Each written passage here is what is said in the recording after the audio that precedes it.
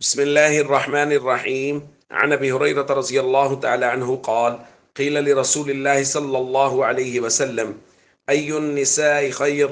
قال: التي تسره إذا نظر وتطيعه إذا أمر ولا تخالفه في نفسها ومالها بما يكره.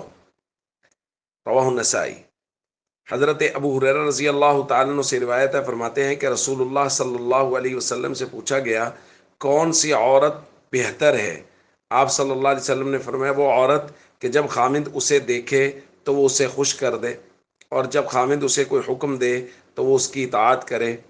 اسی طرح وہ عورت اپنے نفس اور مال میں شوہر کی ایسی مخالفت نہ کرے جو اس کو ناپسند ہو۔ دوستو، نبی کریم صلی اللہ علیہ وسلم نے اس روایت میں بہترین خواتین کی کچھ صفات بیان فرمائی ہیں کہ یہ خواتین جن میں یہ والی صفات ہوں وہ سب سے بہترین ہیں۔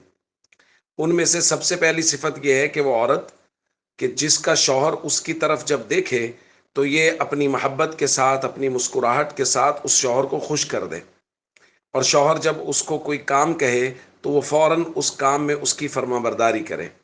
اور نمبر 3، اپنی مال اور اپنے جان میں وہ شوہر کی مخالفت نہ کرے، کوئی ایسا کام نہ کرے جس کو شوہر ناپسند کرتا ہو۔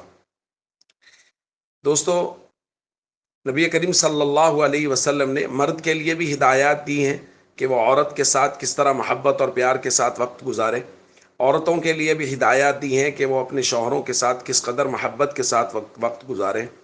اگر یہ محبت قائم ہو تو یہ سب سے منفرد رشتہ ہے شوہر اور بیوی کا رشتہ۔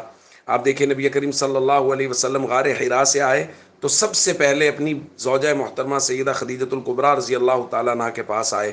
سب سے پہلے تسلی بھی سیدہ خدیجہ رضی اللہ تعالیٰ عنہ نے دی۔ تو یہ ایک بڑا ہی قریبی رشتہ ہے، بڑا ہی منفرد رشتہ ہے باقی رشتوں کی نسبت۔ تو اس لیے ہم سب کو چاہیے ہر شوہر اور بیوی ایک دوسرے کے حقوق کا خیال کریں، ایک دوسرے کی خوشی کا خیال کریں، تو یہ گھر سارے جنت نظیر گھر نظر آئیں گے۔ السلام علیکم ورحمۃ اللہ وبرکاتہ۔